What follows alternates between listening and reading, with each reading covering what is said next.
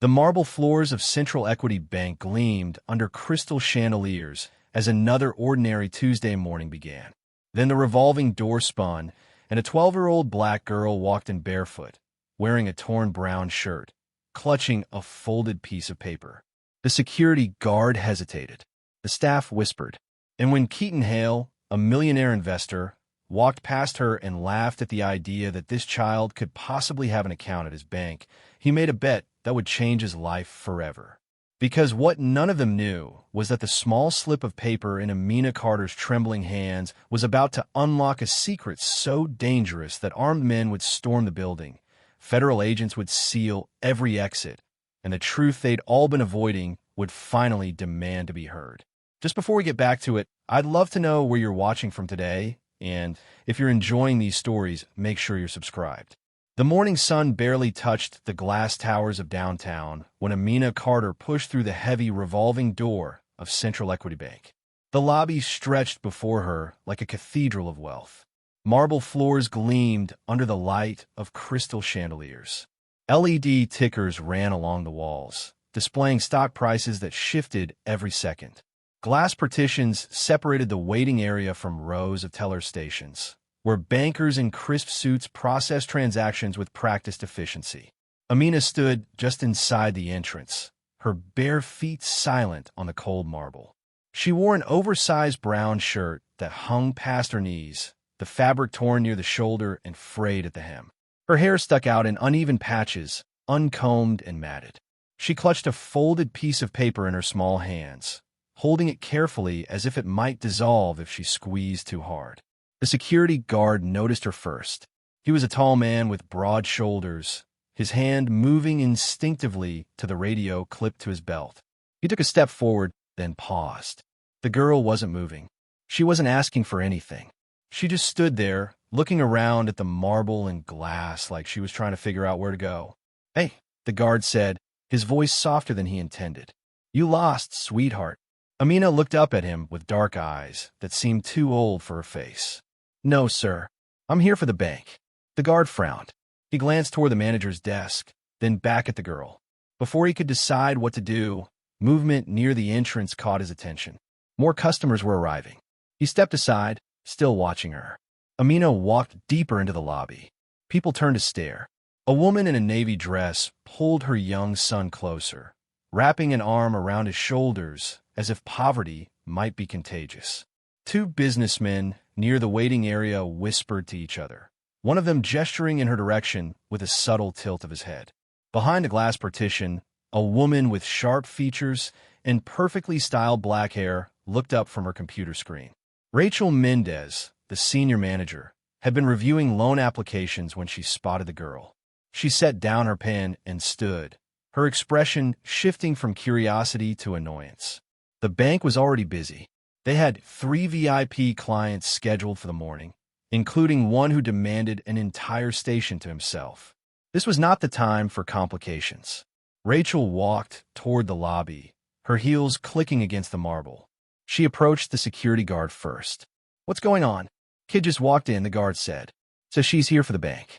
Rachel sighed and smoothed the front of her blazer. She walked over to where Amina had joined the line of waiting customers. The girl stood between a man in a gray suit and an elderly woman with a designer handbag. Neither of them looked at her. "Sweetie," Rachel said, her voice carrying the practiced patience of someone who dealt with difficult situations every day. "This isn't a place to warm up. If you're looking for shelter, there's a community center 3 blocks down. They can help you." Amina looked up at her. "I'm not looking for shelter. I'm here to check my account balance." For a moment, Rachel just stared. Then she caught herself and forced a polite smile. "Your account?" "Yes, ma'am." The lobby wasn't loud, but somehow the conversation carried. A hush fell over the waiting area. People stopped scrolling through their phones. The man in the gray suit took a half step away from Amina, as if creating distance might separate him from whatever absurdity was unfolding. Rachel was about to respond when the revolving door spun again. This time, the entire lobby reacted. Keaton Hale entered like a storm front, his presence filling the space before he even spoke. He was a tall man with silver hair combed back from a tan face. His suit was custom-tailored, the kind that cost more than most people earned in a month. Two assistants flanked him, one carrying a leather briefcase, the other typing rapidly on a tablet. "Mr. Hale," Rachel said, abandoning Amina immediately. She crossed the lobby with her hand extended. "Welcome back. We have everything prepared for you." Hale shook her hand without slowing his stride. "Good. Let's make this quick. I have a conference call in an hour." The staff seemed to move in choreographed synchronization. One banker rushed forward with a cup of coffee. Another opened the gate to the private banking area. The security guard straightened his posture. Even the customers in line shifted, craning their necks to catch a glimpse of the man who commanded such attention. Hale walked past Amina without seeing her. His assistant nearly collided with her when she stepped back to let them pass. The folded paper slipped from her fingers and fluttered to the floor, landing near Hale's polished shoe. Amina bent down to pick it up. Hale stepped back sharply, as if she might touch him. "Watch where you're going," he snapped. "Sorry," Amina said quietly. She grabbed the paper and moved out of his way. Hale's assistant, a younger man with slicked hair and a Bluetooth earpiece, laughed. "Maybe put up a sign. No barefoot kids allowed." Hale smirked, but didn't respond. He continued toward the private area, where 3 bankers had already assembled to greet him. Rachel hurried after him, leaving Amina standing alone near the entrance. The lobby returned to its normal rhythm, but slower now. People were still watching. The girl in the torn shirt became a curiosity, a strange detail in an otherwise predictable morning. Amina returned to the line. The man in the gray suit had moved to a different line entirely. The elderly woman pretended to search through her handbag, avoiding eye contact. Near the private banking area, Hale's voice carried across the lobby. He wasn't trying to be loud, but his confidence made every word clear. "The acquisition closes next week. 8 figures, clean transfer. I want confirmation that the liquidity is ready." One of the bankers nodded eagerly. "Absolutely, Mr. Hale. Everything is prepared exactly as you specified." Hale leaned back in his chair, completely at ease. "Good. I don't pay you people to make me wait." Amina watched from the line. She didn't understand why one man needed so many people attending to him. She didn't understand why everyone treated him like he was more important than the other customers. But she stayed quiet, holding her paper, waiting her turn. Rachel returned to the lobby after settling Hale into his private station. She saw Amina still standing in line, and her jaw tightened. This needed to end. "I already told you," Rachel said, her voice firmer now. "This isn't appropriate. You need to leave." "I'm a customer," Amina said. She held out the folded paper. Rachel hesitated. She took the paper and unfolded it. Her expression changed. It was an official Central Equity Bank registration form. Faded, worn at the edges, but legitimate. The girl's name was printed at the top. Amina Carter. Account opened 6 years ago. Rachel's annoyance shifted to confusion. "Where did you get this?" "My mom gave it to me. She said I had an account here." "Your mother opened this?" "Someone helped her." "I don't know who." Rachel stared at the form. The account number was listed, along with a date and an official stamp from the bank's registration department. It looked real, but none of this made sense. Behind her, the security guard had moved closer. "Problem?" he asked. "She has paperwork," Rachel said slowly. "She's a registered customer." The guard raised his eyebrows. "So what do we do?" Before Rachel could answer, another voice cut through the conversation. "Let her go next." Everyone turned. Noah Bennett stood near one of the teller stations, his tie slightly loosened, his expression calm. He was younger than most of the bankers, with an easy demeanor that made customers trust him. He gestured toward the counter. "She has documentation. She goes next." Rachel opened her mouth to argue, but Noah was already walking over. He took the registration form from her hands and studied it. "This is legitimate," he said. "If she's a customer, we process her request." From the private area, Hale's voice rose above the murmur of conversation. "Are you serious right now?" Everyone looked. Hale had stood up from his chair and was staring across the lobby at Amina. His assistants flanked him, both watching with amused expressions. Hale walked toward the group, his shoes clicking loudly against the marble. He stopped a few feet away from Amina, looking her up and down with obvious disdain. This is what's holding up my transaction? A kid with an account. Mr. Hale, Rachel began, we're handling this. Hale ignored her. He looked at Amina, then at the paper in Noah's hand, then back at the girl. A slow smile spread across his face. Tell you what, he said, loud enough for the entire lobby to hear. If this kid has more than $50 in that account, I'll eat this tie. Laughter erupted. The assistants laughed. The businessmen near the waiting area laughed. Even some of the bankers smiled, though they tried to hide it. Amina didn't react. She just looked at Hale with those dark, steady eyes. Then she turned to Noah. Can I check my balance now? Noah nodded. Yes. Come with me. He led her to his station, a small desk behind a glass partition. Amina sat in the chair across from him, her feet dangling above the floor. Noah sat down and opened the registration form on his desk.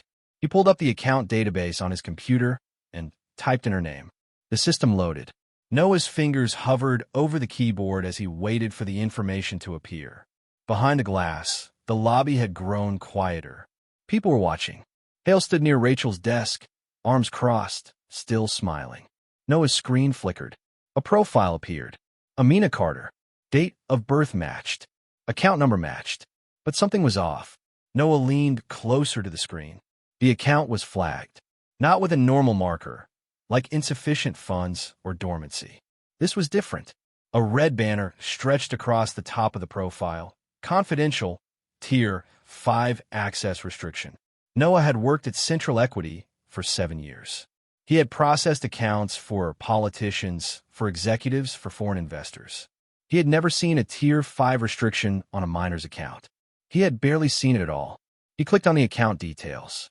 Another pop-up appeared. Authorization required. Contact corporate treasury for access. What's wrong? Amina asked. Noah looked up, startled. He forced a smile. Nothing. Just need to verify a few things. Can you tell me your date of birth?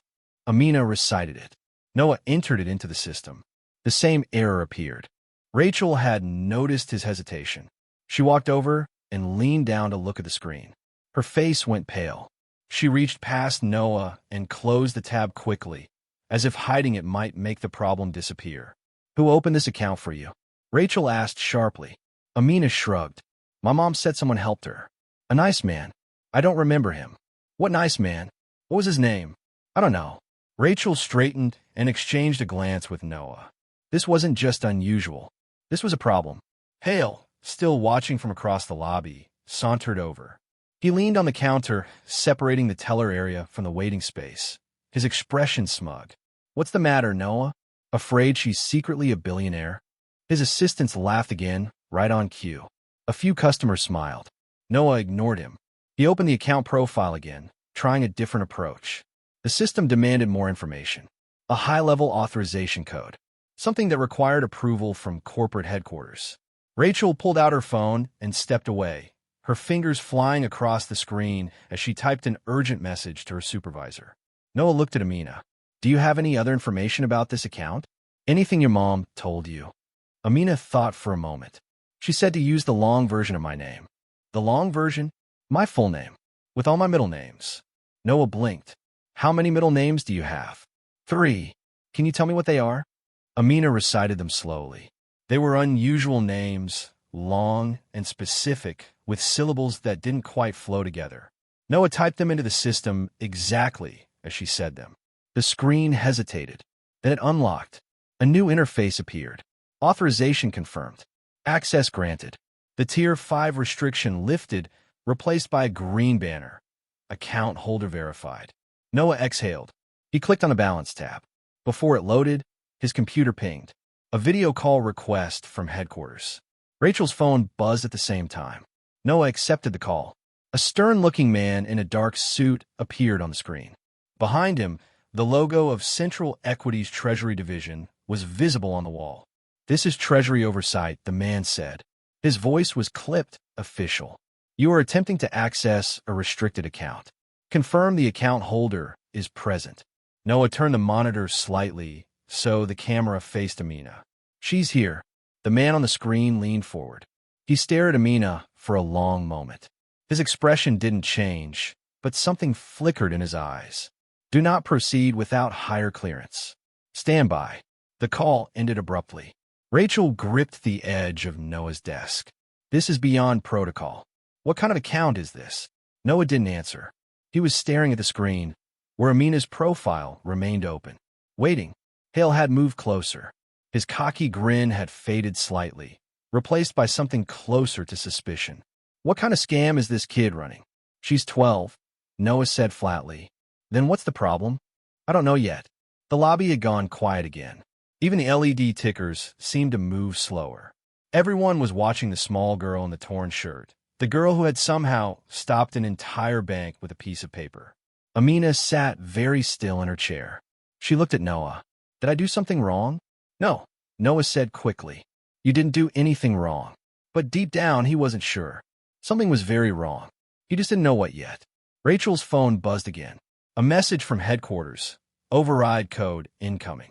Await further instructions. Noah refreshed the screen.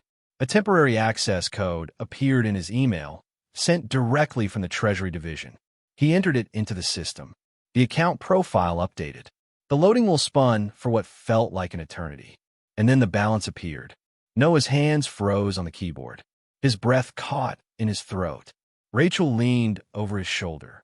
She saw the number and stumbled backward, her hand flying to her mouth. Across the lobby, Hale noticed their reactions. His suspicion deepened. He pushed away from the counter and walked toward the desk, ignoring the glass partition. What's going on? Noah couldn't speak. He just stared at the screen. Amina leaned forward, trying to see. Is that my balance? The number on the screen was impossible. It couldn't be real. But there it was, displayed in bold black text. $412 million and 92 cents. $412 million and 92 cents. The silence that followed wasn't just quiet. It was absolute. The kind of silence that happens when the world tilts on its axis and no one knows which way is up anymore. Amina blinked. She tilted her head slightly, studying the number. Is that good? Noah opened his mouth, closed it, opened it again. No words came out. Hale saw the screen. His face went white, then red, then white again. He let out a sound that might have been a laugh or a gasp, something strangled and disbelieving. One of his assistants leaned over to see. He swore under his breath, loud enough for everyone nearby to hear. Rachel backed away from the desk, her hand still pressed to her mouth. Her phone buzzed repeatedly in her hand. Messages from headquarters. Urgent. Priority. The lobby erupted. Not with laughter this time, but with frantic whispers. Customers turned to each other, pointing at the desk. Bankers abandoned their stations to see what was happening. The security guard moved closer, his hand back on his radio. A businessman near the entrance pulled out his phone and started recording. Amina looked up at Noah. Her voice was small, uncertain.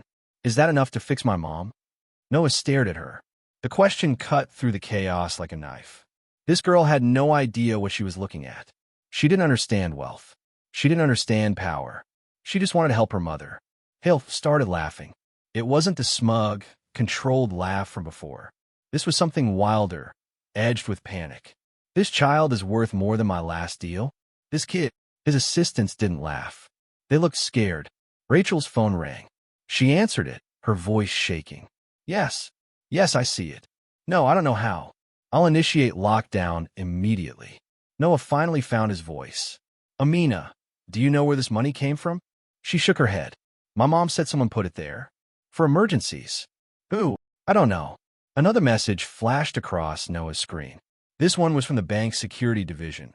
Secure the account holder. Lockdown protocol initiated. Across the lobby, steel shutters began to descend over the windows. The main entrance locked with a heavy metallic click.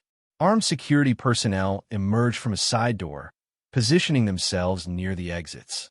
The bank was sealing itself. Hale's laughter died. He looked around, his arrogance replaced by something close to fear. What's happening? Rachel set down her phone. Her hands were trembling. Headquarters has ordered an immediate lockdown. No one leaves until they determine what this account is and why it exists. Hale turned back to Amina. His expression had changed completely. The dismissive cruelty was gone. In its place was something almost like respect. Or fear. He knelt down beside her chair, his voice suddenly soft. "Hey, kid, maybe we got off on the wrong foot. You and I should talk. About investments. About opportunities." Amina looked at him. She stood up from the chair and took a step back. "I don't want opportunities. I just want to help my mom. That's all." Hale reached out, as if to put a reassuring hand on her shoulder, but Amina moved away. She walked back toward Noah's desk, her bare feet silent on the floor. Hale stayed where he was, kneeling on the marble like a man praying. For the first time in decades, Keaton Hale felt something he had almost forgotten: shame. Around them, the bank hummed with locked doors and activated alarms. Outside, black cars were pulling up to the entrance. Inside, a 12-year-old girl stood in a torn shirt, clutching a piece of paper, and waited for someone to tell her if she could save her mother. The world had shifted, and nothing would ever be the same. The steel shutters had sealed the bank into a fortress. Amina stood near Noah's desk, the chaos of a lockdown swirling around her like a storm she couldn't quite understand. Armed security guards moved through the lobby with purpose, their boots echoing against the marble. Customers who had been waiting in line now huddled near the walls, some making frantic phone calls, others demanding to know why they were being held. Rachel stood frozen near the manager's station, her phone pressed to her ear as someone from headquarters shouted instructions. Her face had gone from pale to gray. Every few seconds, she glanced at Amina as if the girl might suddenly disappear, taking this impossible problem with her. Noah remained at his desk, his hands hovering over the keyboard. The number on the screen hadn't changed: $412 million and 92 cents. It glowed there like an accusation, demanding answers no one could provide. Keaton Hale had pulled himself up from the floor, but he hadn't moved far. He stood a few feet away from Amina, his expensive suit suddenly looking rumpled, his silver hair falling across his forehead. His assistants had retreated to a corner, both staring at their phones, their earlier smugness completely erased. The LED tickers on the walls had stopped moving. The building's normal rhythm had been replaced by something urgent and militarized. Red emergency lights pulsed near every exit. Amina turned to Noah. Her voice was quiet, almost lost beneath the noise of radios and shouted commands. "Why did they lock the doors?" Noah didn't know how to answer. He settled for the truth. "They're trying to protect you." "From what?" "From whoever might want to take that money." Amina looked back at the screen. "Can they take it?" "I don't know." Rachel ended her call and walked over quickly, her heels clicking in rapid staccato beats. Headquarters wants her moved to the private treasury office immediately. They're sending a security escort. Noah stood up. "The treasury office? That's on the restricted floor." "I know where it is," Rachel snapped. Her composure was cracking. "They said this is above our clearance level." "Way above." Hale stepped forward. "I'm coming with you." Rachel turned on him. "Absolutely not. This is a confidential matter. I'm a stakeholder-level client of this bank. I have a right to know what's happening under this roof." "You have no rights in this situation, Mr. Hale." Hale pulled out his phone. "Then I'll call the board. I'll have someone down here in 10 minutes who can authorize my presence." Rachel's jaw tightened. She knew Hale had that kind of power. She'd seen him manipulate board members before, bending bank policy to his will through sheer force of influence and wealth. But this was different. This was federal-level security. Even Hale's connections might not reach this high. "Do what you want," Rachel said finally. "But you're not going up there." She gestured to 2 security guards. "Escort Mr. Hale to the private lounge. Keep him comfortable and keep him there." The guards approached. Hale looked like he might argue, but something in Rachel's expression stopped him. He stepped back, his phone already at his ear, his voice low and urgent as he made his call. Rachel turned to Amina and Noah. "Let's go. Now." They moved through the lobby toward a door most customers never noticed. It was set into the wall near the back, unmarked except for a small biometric scanner beside the handle. Rachel pressed her palm against the scanner. It beeped twice, then clicked open. Behind the door was a hallway that didn't match the rest of the bank. No marble here, no chandeliers, just concrete walls painted white, lit by fluorescent strips that hummed softly overhead. It felt like descending into a bunker. Noah walked beside Amina, his hand hovering near her shoulder without quite touching. "You okay?" Amina nodded, but her eyes were wide. She had never been in a place like this. Everything felt wrong, like she had crossed into a world that wasn't meant for people like her. They reached an elevator at the end of the hall. This wasn't the polished brass elevator from the main lobby. This one was industrial, with brushed steel doors and a panel of unmarked buttons. Rachel pressed the lowest button. The elevator descended with a mechanical groan. When the doors opened, they stepped into something that looked more like a museum than a bank.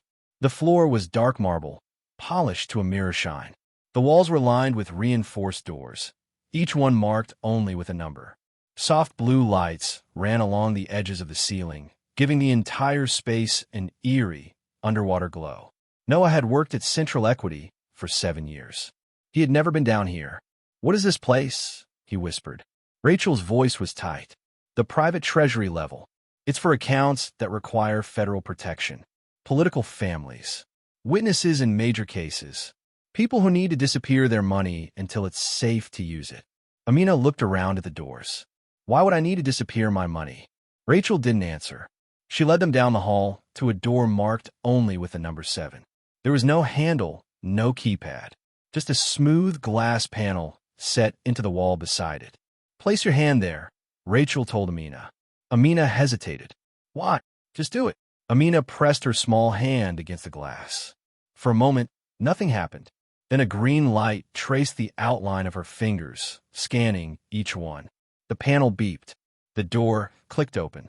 Rachel and Noah exchanged a look. The biometric lock had accepted her instantly. No secondary verification. No password. The system recognized Amina as if she had been programmed into it years ago. The room beyond was small and windowless. A single desk sat in the center, holding a sleek computer terminal. The walls were lined with what looked like filing cabinets, but these were digital displays showing encrypted data streams. Everything in the room hummed with a low, constant vibration. Noah closed the door behind them. The sound of the lock engaging was final, heavy. Rachel sat down at the terminal and entered her credentials. The screen flickered to life, displaying the Central Equity logo. She navigated through several security layers, each one requiring a different code sent to her phone. "What are you looking for?" Noah asked. "The origin of the account. Who opened it? Who funded it? Why it exists." The terminal loaded a file directory. Hundreds of folders appeared, each labeled with account numbers. Rachel typed in Amina's account number. The system searched for several seconds, then pulled up a single file. The file name made Rachel's hands freeze over the keyboard. Carter Trust, Anomaly, Level 5 Protection. She clicked it open. The first thing that appeared was a video player. A timestamp showed the recording was made 6 years ago. Rachel pressed play. The screen filled with the image of a man. He was black, in his late 50s, with graying hair and kind eyes behind wire-rimmed glasses. He wore a simple suit and sat in what looked like an office, books lining the shelves behind him. "My name is Dr. Elias Carter," the man said. His voice was calm, measured, like a professor delivering a lecture. "If you're watching this, it means my goddaughter has accessed her account before her 18th birthday. That was not supposed to happen, which means something has gone wrong." Amina stepped closer to the screen. "I know him," she whispered. "He used to visit us when I was little." Dr. Carter continued speaking. "Amina's mother, Patricia Carter, worked for me as a data scientist. She was brilliant, one of the best analysts I ever employed. 5 years ago, she discovered something that powerful people wanted to remain hidden." Rachel's hand moved to the pause button, but she didn't press it. She needed to hear this. "Patricia uncovered evidence of a massive money laundering operation," Dr. Carter said. "Billions of dollars moving through shell companies, offshore accounts, and falsified reports. The operation was protected by people at the highest levels of corporate and political power. When Patricia brought the evidence to me, I knew we were both in danger." Noah felt his stomach drop. This wasn't just about money. This was about something that could destroy lives. "I created this account as a fail-safe," Dr. Carter continued. "The funds you see here are partially mine, partially recovered assets from the investigation, and partially insurance money from my estate. But the account serves a dual purpose. Embedded within the digital structure of this account are encrypted files containing all the evidence Patricia gathered. Whoever controls Amina's account controls the proof that could bring down some of the most powerful people in the country. Rachel paused the video. She turned to look at Amina, her expression a mixture of fear and disbelief. Your account isn't just money. It's a weapon. Amina didn't understand. But I just want to help my mom. I know, Rachel said quietly. She pressed play again. Dr. Carter's face filled the screen once more. I knew they would come for Patricia eventually. I tried to protect her. I set up systems to hide her location, to give her new identities. But I also knew that if I died or disappeared, those protections might fail. So I created this account in Amina's name. A child's account draws no attention. No one looks twice at a dormant account for a minor. He leaned forward, his expression intensifying. If Amina is accessing this account now, it means Patricia is in danger or has already been taken. It means the people who want this evidence destroyed have found them. To whoever is watching this with Amina, you need to understand something. This child is not just rich. She is carrying the key to the truth. And there are people who will kill to keep that truth buried. The video ended. The screen went black. The room was silent except for the hum of the servers. Noah broke the silence first. They're not trying to rob her. They're trying to silence her. Rachel stood up from the terminal, her legs unsteady. We need to contact federal authorities. This is beyond the bank's jurisdiction. Hale's voice came from behind them. A little late for that. They all spun around. Keaton Hale stood in the doorway, his assistant beside him. Somehow he had gotten past the security, bypassed the elevator, reached the restricted floor. How did you get down here? Rachel demanded. Hale held up a badge. Board-level access. I told you I'd make a call. He stepped into the room, his eyes fixed on the computer screen. What was on that video? That's confidential, Rachel said. Hale looked at her with something close to pity. Rachel, the moment that girl's balance appeared on a screen, confidentiality went out the window. This bank is locked down. There are federal agents on their way.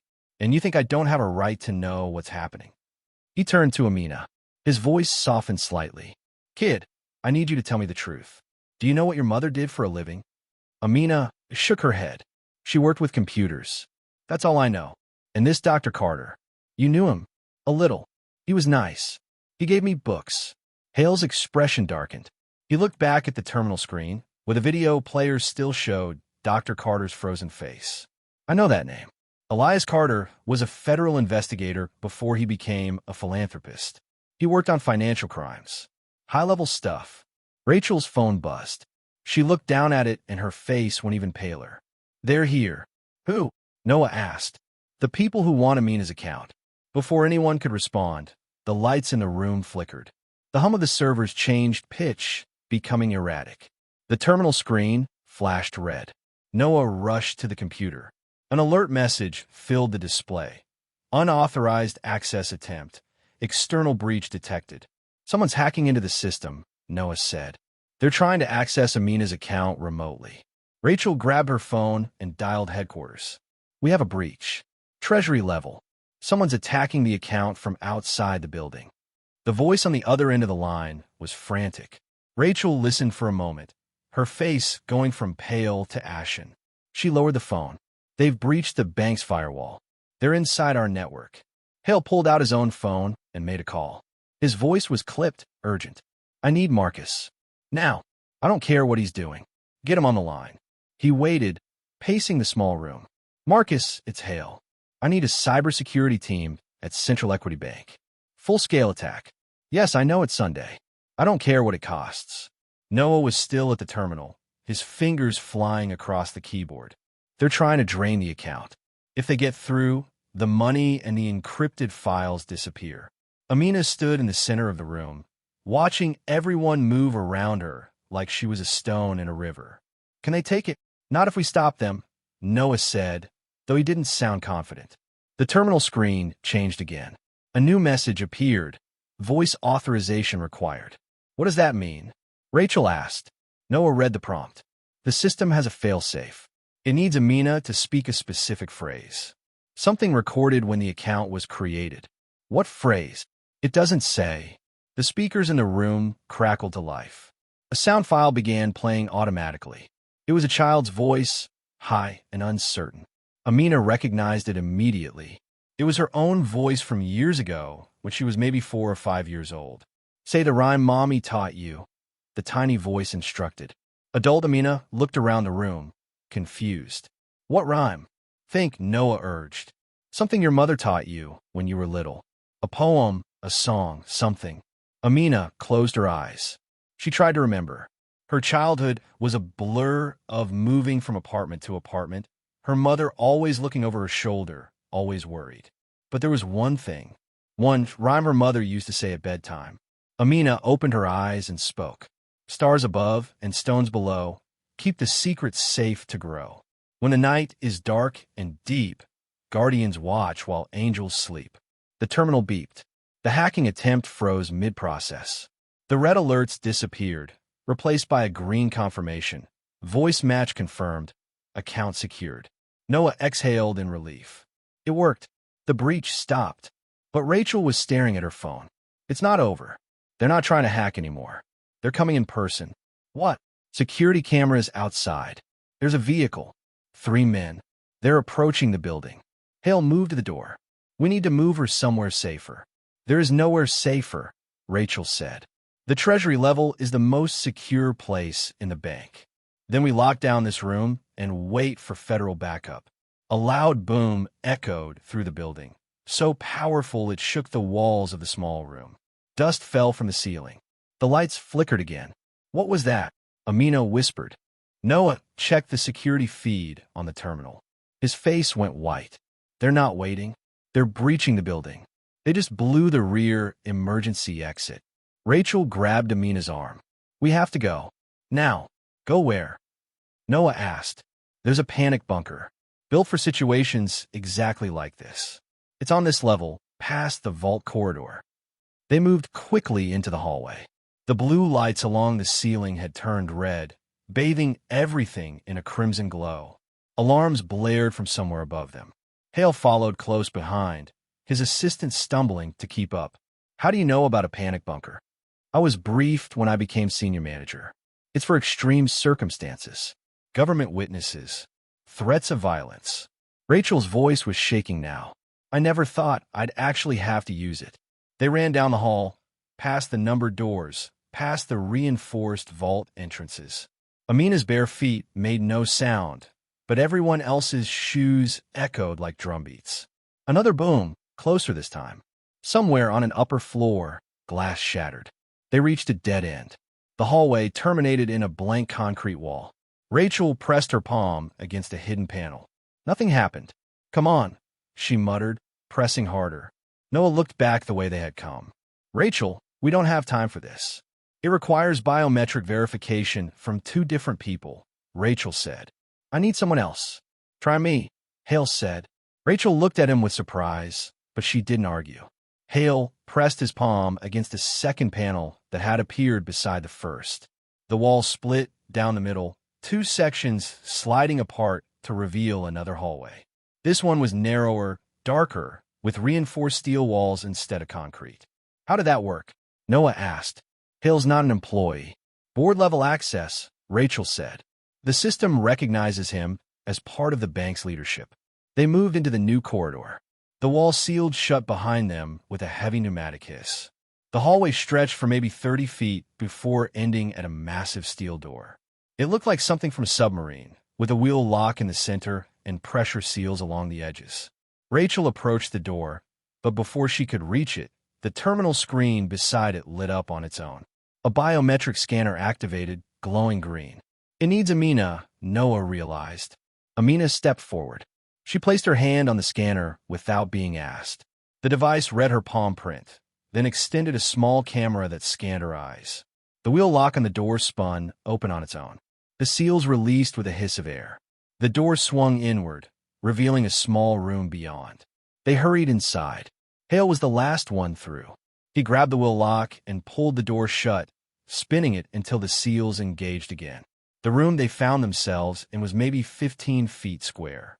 The walls were bare steel. A bank of monitors lined one wall, showing security feeds from throughout the building. A communications console sat beneath them, lights blinking in patterns that suggested active connections. There were no windows, no furniture except for a few fold-down chairs attached to the wall. Rachel collapsed into one of the chairs. Her hands were shaking so badly she could barely hold her phone. Noah checked the monitors. On one screen, he could see 3 men moving through the treasury-level hallway. They wore dark suits and moved with tactical precision. One of them carried a device that he held up to each numbered door, searching. "They're looking for us," Noah said. Hale recognized something on one of the men's jackets. A small emblem, barely visible. His face went gray. "I know who they work for." Everyone turned to look at him. The corporation that Dr. Carter was investigating. The one that was laundering money. Hale swallowed hard. "I've seen that emblem before. My company has worked with them. My board has connections to them." Rachel stared at him. "You're telling me you're connected to the people trying to kill this child?" "I didn't know," Hale said quickly. "I swear I didn't know what they were doing.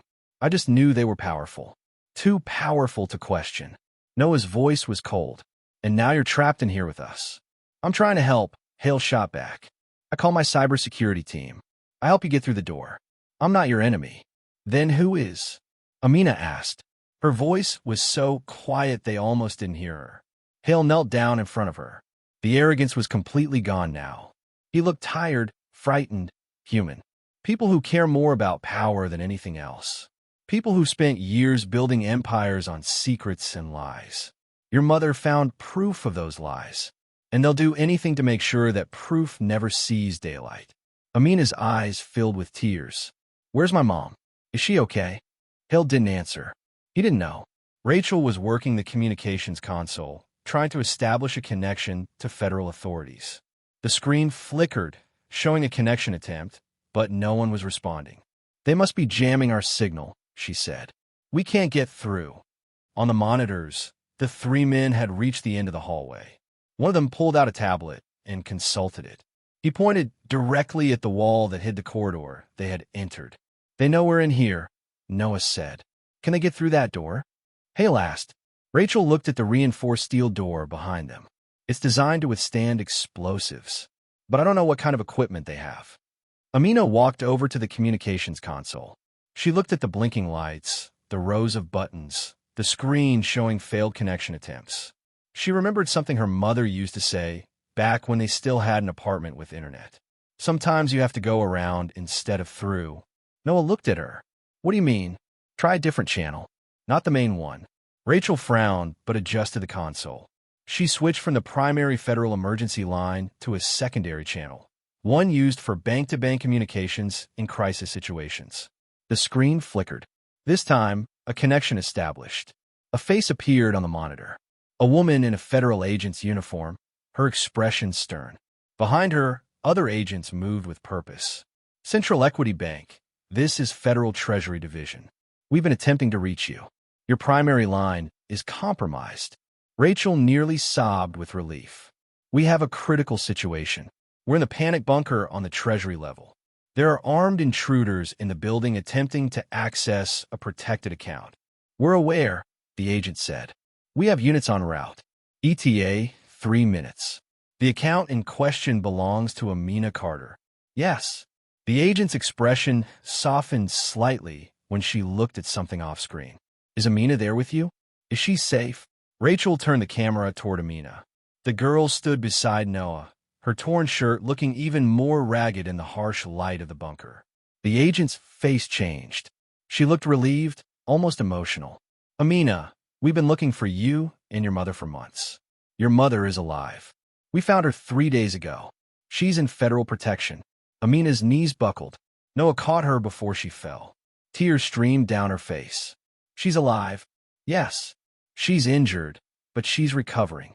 She's been asking for you." Amina couldn't speak. She could only cry, huge gasping sobs that came from somewhere deep inside her. The agent continued, her voice gentle. "We're going to get you out of there safely, and then we're going to take you to your mother. I promise." On the security monitors, the 3 men in suits had begun retreating. They had received some kind of signal. Federal units must be closing in. Hale watched them go, his expression unreadable. He had spent his entire adult life building wealth and power. He had stepped on people, dismissed them, treated them like obstacles to be removed. And now, sitting in a bunker with a crying child who had more money than he did, he realized how hollow all of that had been. "I'm sorry," he said quietly. He wasn't sure who he was talking to. Maybe Amina. Maybe himself. The agent on the screen gave instructions. "Stay in the bunker until my team reaches you. Do not open the door for anyone who doesn't give you the proper code word. The word is guardian." Rachel nodded. "We'll wait." The minutes that followed felt like hours. They sat in the small bunker, listening to distant sounds that might have been footsteps or might have been their imagination. Amina had stopped crying, but her face was streaked with tears. She kept whispering the same thing over and over. "She's alive. My mom's alive." Noah sat beside her, his hand on her shoulder. Rachel monitored the security feeds. Hale stood against the wall, staring at nothing. Then, finally, a knock on the door. 3 sharp raps, followed by a voice. "Federal agents. Code word guardian. Open up." Rachel checked the security monitor one more time, confirming the uniforms and badges. Then she opened the communication panel and remotely released the door seal. The wheels spun. The door opened. 4 federal agents entered, weapons drawn, but lowered when they saw the group inside. The woman from the video call was among them. She went straight to Amina. "My name is Agent Morrison. I'm going to take you somewhere safe, and then I'm going to take you to see your mom. Does that sound okay?" Amina nodded, unable to speak. Agent Morrison looked at Rachel and Noah. "You both did the right thing. The evidence embedded in that account is now in federal custody. We'll make sure it reaches the right people." She turned to Hale. Her expression hardened. "Mr. Hale, we're going to need you to come with us as well. We have questions about your connections to the corporation involved in this case." Hale didn't argue. He simply nodded. For once, he had nothing to say. As they led everyone out of the bunker, past the sealed corridor, into the elevator that would take them back to the world above, Amina looked back one last time at the treasury level. This place of secrets and locked doors, where her future had been hidden away, waiting for the moment when it would be needed. She didn't understand everything that had happened. She didn't understand the money or the evidence or the power that adults fought over. But she understood one thing perfectly. Her mother was alive, and that was all that mattered. Federal agents had secured the treasury level, but the threat hadn't passed. Agent Morrison led Amina and the others toward the elevator, her hand resting protectively on the girl's shoulder. Behind them, 2 more agents swept the corridor with tactical precision, their weapons drawn, checking every shadow and doorway. Rachel walked close to Noah, her earlier composure completely shattered. She kept glancing back at Amina, as if afraid the girl might vanish. Hale moved in silence, his assistant nowhere to be seen. The millionaire who had strutted through the lobby just hours ago now looked decades older, his face drawn and pale. They reached the elevator. Agent Morrison pressed the button, but nothing happened. She tried again. Still nothing. One of the agents behind her spoke into his radio. "Command, elevators not responding. Status on building systems." Static crackled, then a voice responded. "Multiple systems compromised. They hit the power grid before they retreated. Backup generators are holding, but elevators are locked down." Morrison swore under her breath. She looked at the group. "We're taking the stairs. Stay close and stay quiet." The emergency stairwell was accessed through a door marked with faded paint. Morrison pushed it open, revealing concrete steps that climbed upward into darkness. Emergency lights provided just enough illumination to see a few steps ahead. They began climbing. Amina's bare feet made soft padding sounds on the concrete. Nobody spoke. The only sounds were breathing and footsteps and the distant wail of alarms that continued to echo through the building. After 3 flights, Morrison's radio crackled again. "Agent Morrison, be advised. We have movement on the main floor. Unknown number of individuals attempting to access secure areas." Morrison stopped climbing. "Are they law enforcement?" "Negative. No identification. They arrived in unmarked vehicles." "The 3 suspects who breached earlier?" "Unknown. These appear to be additional personnel." Hale spoke for the first time since leaving the bunker. They're not giving up. They want that evidence destroyed. Morrison ignored him. She gestured for everyone to continue climbing, but faster now. We need to reach the main floor. My team has secured the lobby. They climbed 2 more flights. Amina's breathing had grown labored. Noah noticed and slowed his pace to match hers. You doing okay? She nodded, but her legs were shaking. She had barely eaten that morning. The adrenaline that had kept her going was starting to fade, leaving only exhaustion. They reached a landing marked with the number 1. The main floor. Morrison held up a hand, stopping everyone. She pressed her ear against the door, listening. Distant voices. Footsteps. The crackle of radios. Morrison spoke in her own radio. Command, we're at the stairwell exit. Main floor south side. What's our situation? South side is clear. Exit through the teller area and proceed to the main entrance. Armored transport is waiting. Morrison opened the door carefully. The hallway beyond was empty, but the sounds were louder now. Shouting. The metallic bang of doors being forced open. Someone was still searching the building. They moved quickly through the hallway, past the offices where loan officers and accountants usually worked. Papers were scattered across desks. Computer monitors displayed frozen screens. Everything had been abandoned when the lockdown began. They emerged into the main lobby. The space that had been crowded with customers hours earlier was now filled with federal agents. Men and women in tactical gear stood at every entrance. The steel shutters over the windows remained closed, turning the lobby into a fortress lit only by emergency lighting. 3 armored vehicles were visible through the glass doors, their engines running, exhaust visible in the cold air outside. Agent Morrison led the group toward the doors. She was 10 feet away when her radio exploded with urgent voices. Contact. East entrance. Multiple suspects attempting forced entry. West side, we have visual on armed individuals. They're trying to breach from multiple points. Morrison grabbed Amina and pulled her behind a marble column. Noah, Rachel, and Hale followed, pressing themselves against the stone.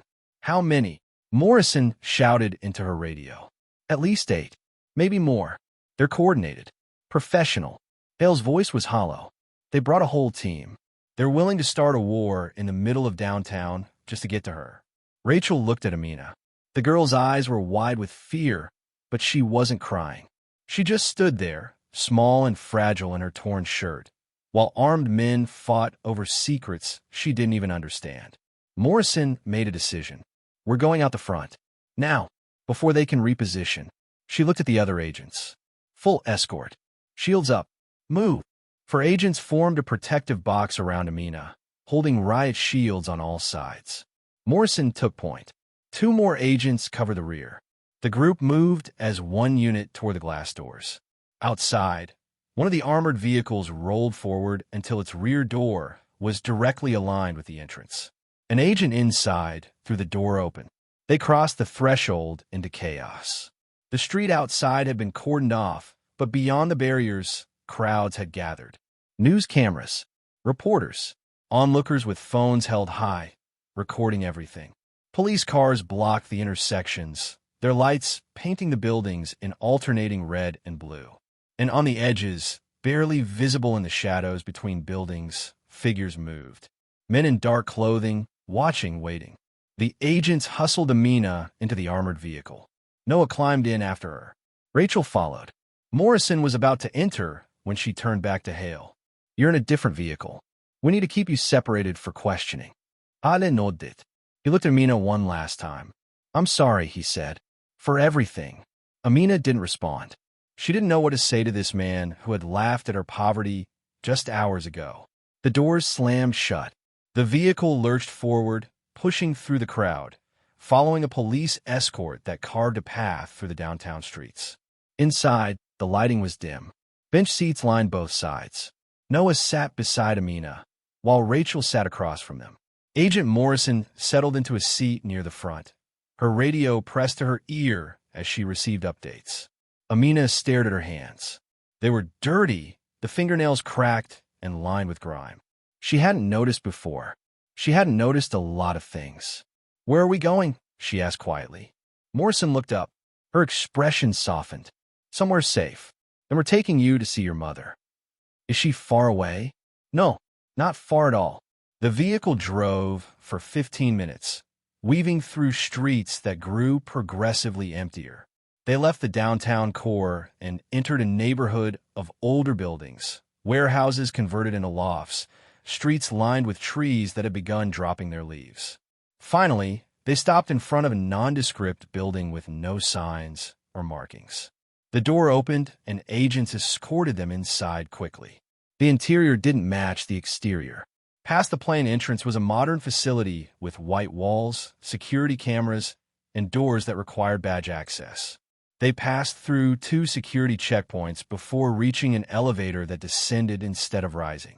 When the elevator doors opened, they stepped into what looked like a small apartment complex. A hallway stretched ahead, lined with doors marked only with numbers.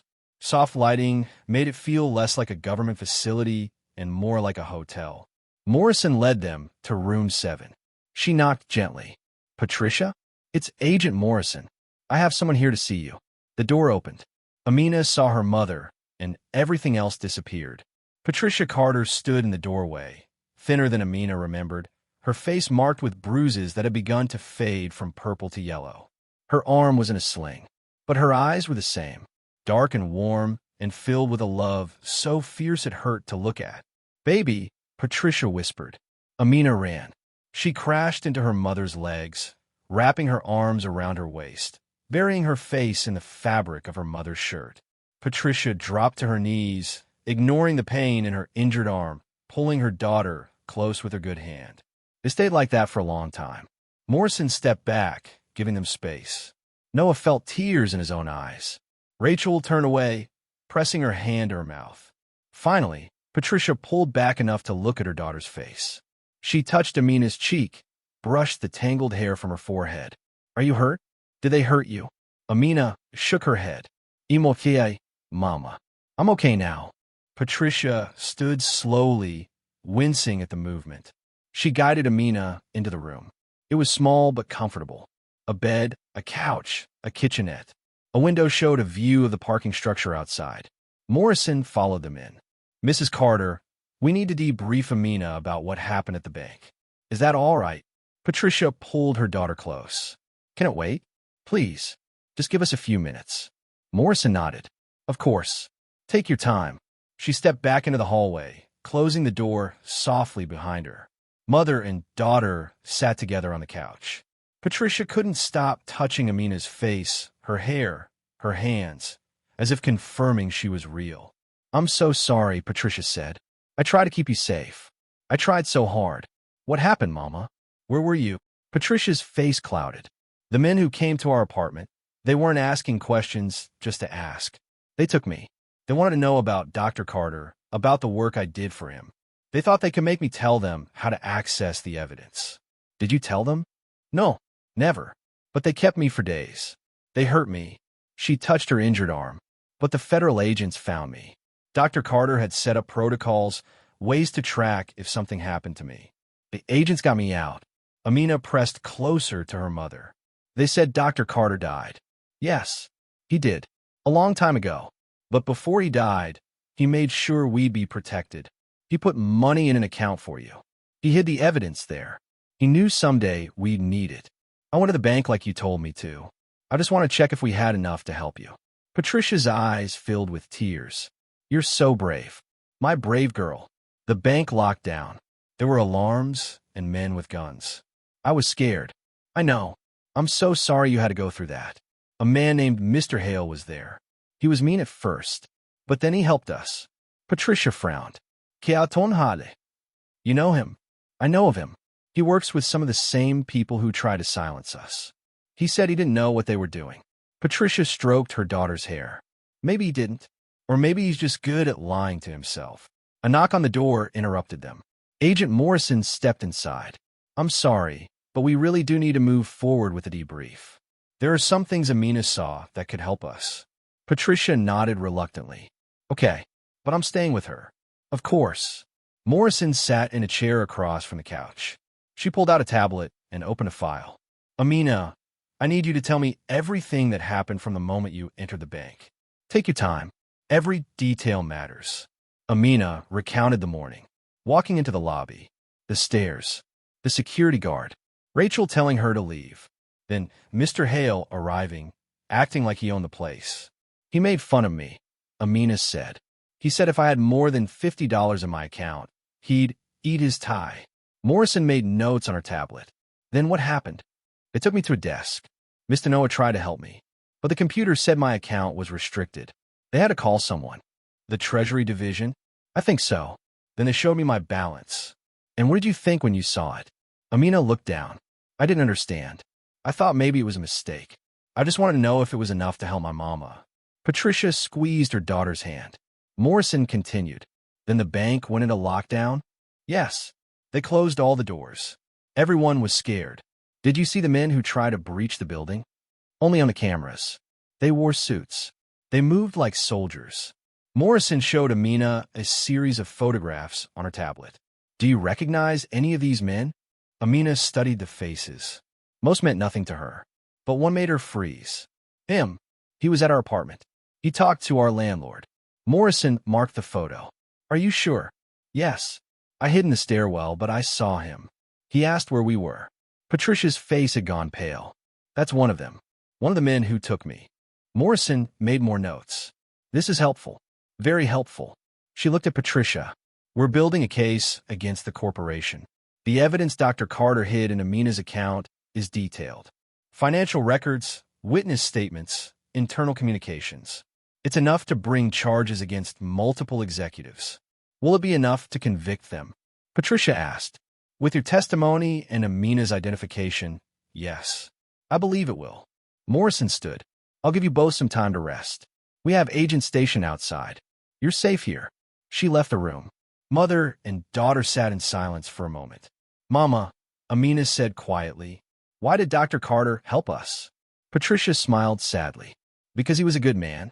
When I found the evidence, I didn't know what to do. I was terrified. I went to him because I trusted him. Instead of telling me to stay quiet, instead of protecting himself, he helped me. He said the truth was more important than safety. Did he know he might die? I think he did. But he did it anyway. Amina thought about that. About a man she barely remembered choosing to risk everything for what was right. About her mother making the same choice. Are we going to be okay? She asked. Patricia pulled her close. Yes, baby. We're going to be okay. The money Dr. Carter left for you. It's secure now. The federal government is protecting it.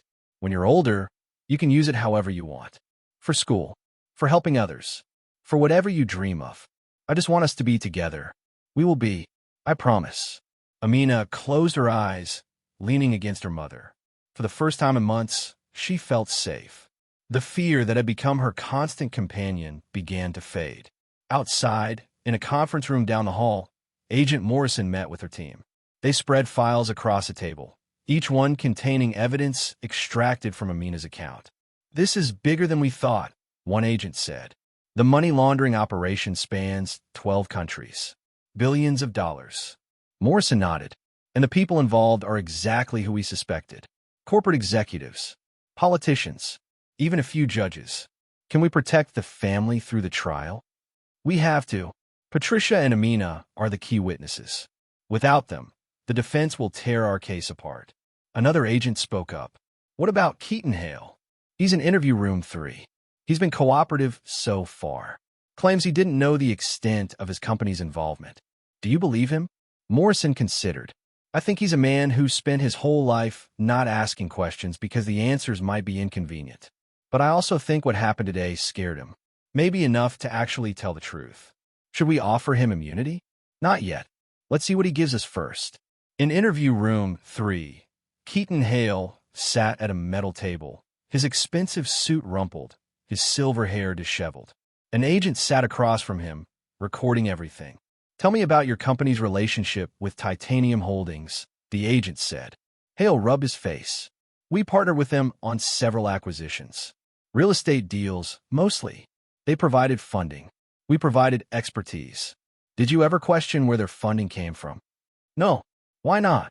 Because I didn't want to know. Hale looked up, meeting the agent's eyes. You want me to say I suspected something? Fine. I suspected. But I told myself it wasn't my problem. I told myself that as long as the money was clean by the time it reached me, I wasn't responsible for where it came from. That's not how the law works, Mr. Hale. I know that now. The agent leaned forward. We can offer you leniency if you cooperate fully, but you need to give us everything. Names, dates, transactions, every connection between your company and Titanium Holdings. Hale was quiet for a long moment. Then he nodded. I want immunity for my employees. The people who work for me, they didn't know. This was board level. They shouldn't suffer for my mistakes. We could discuss that. And want to testify publicly. I want to tell everyone what these people are. The agent raised an eyebrow. You understand that will destroy your reputation? Your career. My reputation was built on sand anyway. Hale's voice was bitter. A 12-year-old girl in a torn shirt taught me more about integrity in one afternoon than I learned in 30 years of business. All right, Mr. Hale. Let's start from the beginning. Back in room 7, Amina had fallen asleep on the couch, her head resting in her mother's lap. Patricia stroked her daughter's hair, tears sliding silently down her face. She had been so afraid she would die without seeing Amina again. Afraid the men who took her would hurt her daughter. Afraid the truth would die with her. But Dr. Carter's plan had worked. His fail-safes had triggered. His protection had held. Patricia looked down at her sleeping daughter. This brave, innocent girl who had walked into a bank alone, who had faced ridicule and danger without breaking, who only wanted to help her mother. I'm going to make sure you have the life you deserve, Patricia whispered. I promise. Amina stirred slightly, but didn't wake. In her sleep, a small smile crossed her face. For the first time in a very long time, she was dreaming instead of having nightmares. 3 weeks had passed since the lockdown at Central Equity Bank. The story had exploded across every news channel, every website, every social media platform. A 12-year-old girl with $400 million.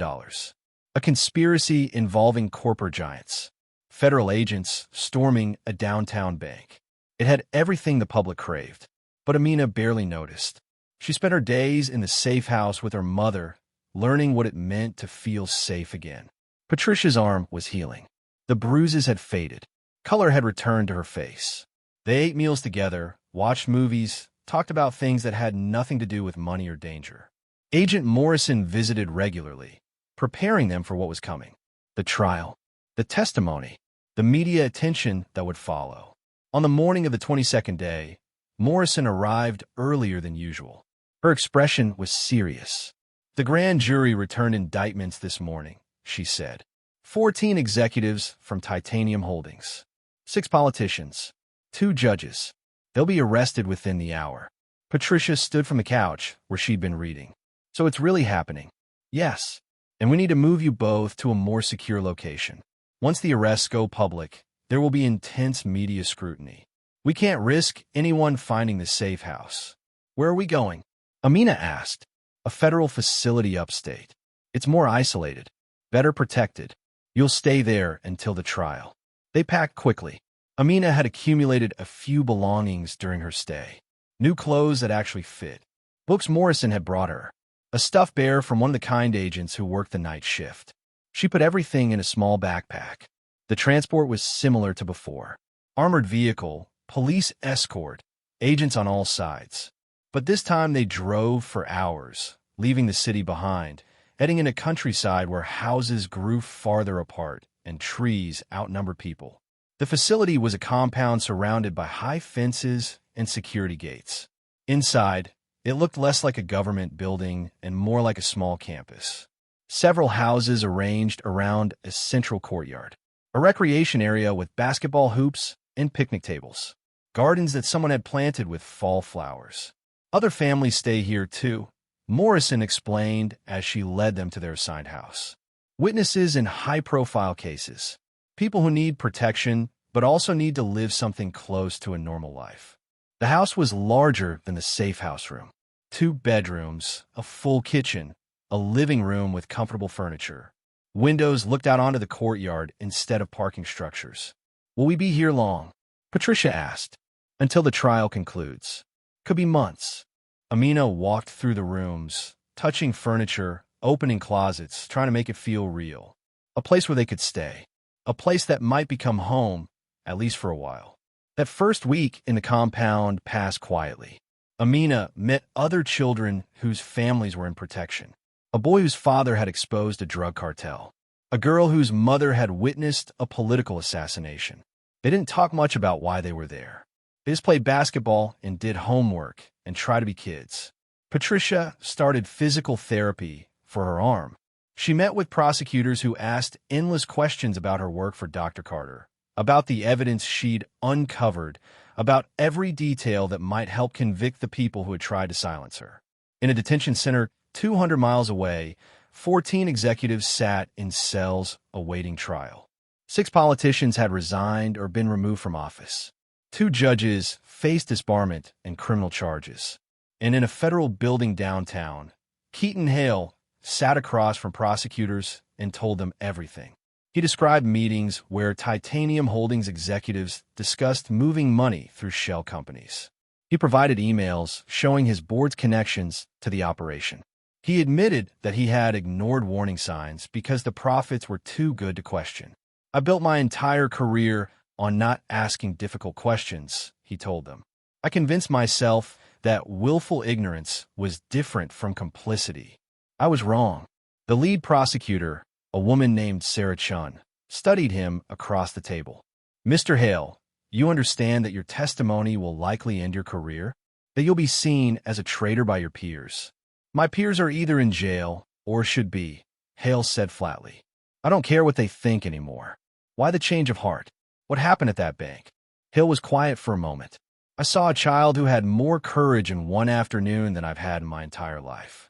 She walked into that bank alone, asking for help for her mother. And I laughed at her. I mocked her poverty. I treated her like she was beneath me.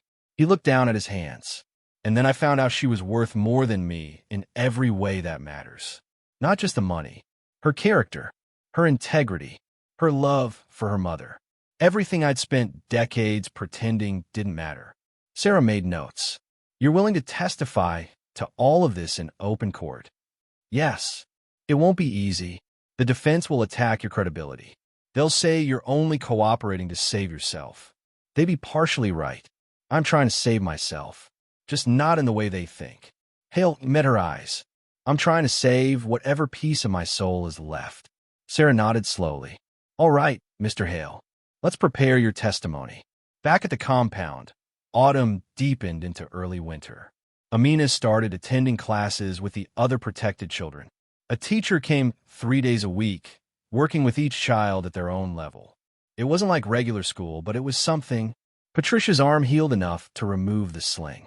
She started helping in the compound's kitchen, cooking meals for other families. It gave her something to do, a way to feel useful while they waited. One evening, as they ate dinner together in their small house, Amina asked the question that had been building inside her for weeks. Mama, what happens after the trial? Patricia set down her fork. What do you mean? After they convict those people? After we don't have to hide anymore? What happens to us? Patricia reached across the table and took her daughter's hand. We get to choose. For the first time in a long time, we get to choose our own path. Can we go back to our apartment? No, baby. That place isn't safe. Too many people know we live there. Then where will we go? Patricia smiled. Anywhere you want. The money Dr. Carter left for you. It's protected in a trust. The government is managing it until you turn 18. But they've agreed to release funds for our living expenses. We can get a house. In a good neighborhood with good schools. You can have your own room. We can plant a garden. We could be a family without always looking over our shoulders. Amina's eyes welled up. Really? Really? Can I just be a regular kid? Patricia's voice caught. Yes. You could be exactly what you should have been all along. They held hands across the table, tears streaming down both their faces, grieving for the years they'd lost and hoping for the years they might gain. The trial began on a gray Monday in December. The courthouse was surrounded by media trucks and protesters. Some held signs supporting the whistleblowers. Others claimed the whole thing was a political attack. Police kept the crowds behind barriers. Inside, the courtroom was packed. Journalists filled the gallery. Sketch artists positioned themselves for the best angles. The defendants sat at tables with their expensive lawyers, their faces carefully neutral. Patricia testified first. She spent 2 days on the stand, describing how she'd uncovered the money laundering scheme while working for Dr. Carter. She presented documents, explained spreadsheets, walked the jury through the evidence step by step. The defense attorneys attacked her credibility, suggesting she'd fabricated evidence to extort money from Titanium Holdings. But Patricia remained calm, answering every question with facts and documentation. Amina didn't testify that first week. The prosecutors wanted to save her testimony for maximum impact. So she sat in a private room with Agent Morrison, watching the proceedings on a video feed, waiting for her turn. On the 8th day of the trial, Keaton Hale took the stand. The courtroom buzzed with whispered conversations. Everyone knew who he was. The millionaire investor. The man with connections to everyone who mattered. And now he was testifying for the prosecution.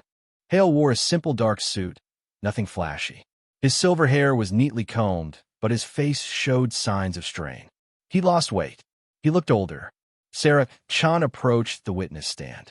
"Mr. Hale, please state your relationship to Titanium Holdings." "My investment firm partnered with them on multiple projects over the past 7 years. Real estate acquisitions, primarily. They provided capital. We provided market expertise." "And what did you know about the source of their capital?" Hale took a breath. "Initially, nothing. But over time, I began to notice irregularities. Money appearing from offshore accounts. Transactions that didn't match standard banking procedures. Questions that were deflected or ignored." "Did you investigate these irregularities?" "No." "Why not?" "Because the money was good. Because my board was happy. Because I told myself it wasn't my responsibility to ask where the money came from as long as our deals were legal." "But they weren't legal, were they?" "No, they weren't." The defense attorney, a sharp-faced man named Douglas Whitmore, stood during cross-examination. "Mr. Hale, isn't it true that you're only testifying to avoid prosecution yourself?" "I'm testifying because it's the right thing to do." "How convenient that doing the right thing also protects you from jail time." "I expect to face consequences for my actions, Mr. Whitmore. I've accepted that. But I won't let innocent people suffer while I stay silent." "Innocent people? You mean people like Amina Carter?" "Yes. The girl who happens to have $400 million. The girl who was hunted by the people you're defending. The girl who only wanted to help her mother." Whitmore sneered. "How touching. Tell me, Mr. Hale, did the prosecution offer you immunity in exchange for this performance?" "Limited immunity for my testimony. Full accountability for my actions. That was the deal. So you get to play the hero while the real heroes go to prison." Hale's voice was steady. "There are no heroes here, Mr. Whitmore. Only people trying to clean up the mess we made." The cross-examination continued for hours, but Hale didn't break. He admitted his mistakes. He acknowledged his greed. He owned his failures. And somehow, that honesty was more powerful than any defense. When Hale finally stepped down from the stand, he looked exhausted. But there was something different in his eyes. Something that might have been peace. On the 12th day of the trial, Amina testified. The prosecutors had arranged for her to enter through a private entrance, avoiding the media circus outside. She wore a simple blue dress that Patricia had picked out. Her hair was neatly braided. She looked like any other 12-year-old girl, except for the federal agents flanking her on both sides. The courtroom fell silent when she entered. Even the defendants stopped their whispered conversations with their lawyers. Sarah Chun approached her gently after she was sworn in. "Amina, can you tell the jury what happened on the morning of October 15th? Amina's voice was quiet but clear. "I went to Central Equity Bank to check my account balance." "Why did you need to check your balance?" "My mama was sick. She told me there might be money in an account that could help her." "Had you been to the bank before?" "No, ma'am. It was my first time." "What happened when you arrived?" Amina described the morning. The marble lobby, the stairs, the security guard who didn't know what to do with her. Rachel trying to send her away. Mr. Hale mocking her. Several jury members shifted uncomfortably when she recounted Hale's joke about eating his tie. "And then what happened?" Sarah asked. "They checked my account." Everyone was surprised. "Then the bank locked down." "Were you scared?" Yes. I didn't understand why people were so upset about money in my account. Did you know how much money was there? Not until they showed me. I didn't know what $400 million meant. I just wanted to know if it was enough to help my mama. Sarah showed her a series of photographs. Amina, do you recognize any of these men? Amina studied the photos. She pointed to one. Him. He came to our apartment building. He asked our landlord about us. Are you certain? Yes. I hid on the stairs and watched him. Did you see him again? On the security cameras at the bank. He was one of the men trying to get in. Douglas Whitmore declined to cross-examine. There was no advantage in attacking a 12-year-old girl on the stand. The jury would crucify him. The trial lasted 3 more weeks. Forensic accountants testified about the money trails. FBI agents described their investigation. More witnesses came forward, people who had been too afraid to speak before. On a cold morning in January, the jury returned their verdict. Guilty on all counts. All 14 executives. All 6 politicians. Both judges. The courtroom erupted in chaos. Reporters rushed for the exits. Defendants shouted at their lawyers. The judge banged his gavel repeatedly, calling for order. Outside the courthouse, news cameras captured reactions. Some people cheered. Others protested. But mostly, people felt something they hadn't felt in a long time when it came to corporate crime. They felt like justice was possible. That evening, back at the compound, Amina and Patricia watched the news coverage together. Patricia had her arm around her daughter, holding her close. It's over, Patricia whispered. It's really over. What happens now? Now we start living. 2 weeks later, Agent Morrison arrived at their house with paperwork. The trust has been finalized. The funds in Amina's account are secure and will be managed by a federal oversight committee until she turns 18. In the meantime, you've been approved for a monthly allowance to cover living expenses, education, and medical care. She handed Patricia a folder. There's also this, a list of potential relocation sites, cities where we can provide you with new identities if you want them, where you can stay in your real names. The threat level has dropped significantly with the convictions. Patricia opened the folder and studied the list. Cities scattered across the country. Fresh starts in unfamiliar places. Can we pick somewhere with good schools? Amina asked. Morrison smiled. Absolutely. They chose a small city in the Pacific Northwest. Not too big, not too small. Good schools, safe neighborhoods, far enough from their past that they could build something new. The move happened in March.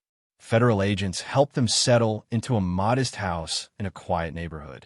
2 bedrooms, a backyard with space for a garden, a kitchen where Patricia could cook without looking over her shoulder. Amina enrolled in middle school under her real name. The other students didn't know her story. To them, she was just the new girl who was quiet but nice, who helped people with their math homework, who always had her lunch packed in a brown paper bag. She made friends slowly. A girl named Emma, who loved science. A boy named Marcus, who played basketball. Normal kids living normal lives. Patricia got a job at a local library. It didn't pay much, but she didn't need much. The trust covered their expenses. She worked because she wanted to, because it felt good to be part of a community again. On weekends, they worked in their garden together, planting flowers and vegetables, their hands in the dirt, the sun warm on their backs. One Saturday afternoon, as they were planting tomatoes, Patricia's phone rang. It was Agent Morrison. Just wanted to let you know, Morrison said. Sentencing happened yesterday. The executives got between 15 and 30 years. The politicians got 10 to 20. The judges were disbarred and sentenced to 8 years each. Patricia felt something release in her chest. And Keaton Hale, probation and community service. The judge said his cooperation and testimony warranted leniency. He's also been ordered to establish a scholarship fund for underprivileged students. $1 million annually for the next 20 years. What did he name it? Morrison paused. The Amina Carter Memorial Scholarship. He wanted to honor the man who started all of this. After the call ended, Patricia told Amina about the sentencing. They sat on the back porch, watching the sun set over their small yard. Do you think Dr. Carter would be proud of us? Amina asked. I think he'd be proud of you. You were so brave, baby. I was just trying to help you. I know. That's what makes it so brave. They sat in comfortable silence, listening to birds settling in for the night, feeling the cool evening air on their skin. 6 months later, on a warm September morning, Amina walked into her new classroom for the first day of 7th grade. She wore jeans and a t-shirt, her hair pulled back in a ponytail, a backpack slung over her shoulder. Emma waved from across the room. "Amina, sit with us." Amina smiled and joined her friends. The teacher started taking attendance. When she called Amina's name, Amina raised her hand like everyone else. Just another student. Just another day. But that evening, when Amina got home, she found a letter waiting for her. It had been forwarded through several federal offices before reaching their new address. The return address simply said, K. Hale. Amina opened it carefully. Inside was a single handwritten page. "Dear Amina, I don't know if you'll remember me. I'm the man who laughed at you in the bank that day. The man who thought he knew everything and actually knew nothing. I wanted you to know that I testified at the trial. I told the truth about the people I'd worked with, the corners I'd cut, the questions I'd refused to ask. It was the hardest thing I've ever done. And the most important, I also wanted you to know that I've established a scholarship fund in Dr. Carter's name. Every year, 20 students who might not otherwise afford college will get a full ride. It's not enough to make up for my mistakes. Nothing could be, but it's a start. You changed my life, Amina. You probably don't realize how much.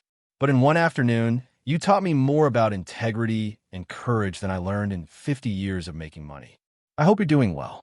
I hope you're happy. I hope you're getting to be the kid you always should have been. You deserve the world, and I hope you get it. With respect and gratitude, Keaton Hale." Amina read the letter twice. Then she folded it carefully and put it in her desk drawer. She thought about responding, but she didn't know what to say. How do you respond to someone who was cruel but then changed? Someone who was wrong but then made it right? Maybe someday she'd write back. Or maybe the letter itself was enough. Proof that people could change. Proof that one moment of courage could ripple outward in ways no one could predict. That night at dinner, Patricia asked about her day. Amina told her about her classes, about the project she was working on in science, about the upcoming basketball tryouts. Normal things. Wonderful things. After dinner, they cleaned up together, washing dishes side by side at the sink. Through the kitchen window, they could see their garden thriving, the tomatoes ripening on the vine, the flowers blooming in bright colors. "Mama," Amina said quietly, "are we really safe now?" Patricia dried her hands and pulled her daughter close. "Yes, baby, we're really safe. And we can stay here. We don't have to move again. We can stay as long as you want." Amina leaned into her mother's embrace, feeling the steady beat of her heart, breathing in the familiar scent of her skin. For the first time in her life, Amina understood what it meant to be home. Not a place with locked doors and security cameras. Not a government facility or a safe house. Just a small house in a quiet neighborhood, where a mother and daughter could plant tomatoes and do homework and dream about tomorrow without fear. Where a girl who once walked barefoot into a bank asking for help could finally just be a girl. And that was everything. When you see someone society has dismissed, someone the world has overlooked, do you laugh like Keaton Hale did, or do you pause to wonder what story they're carrying that you can't see?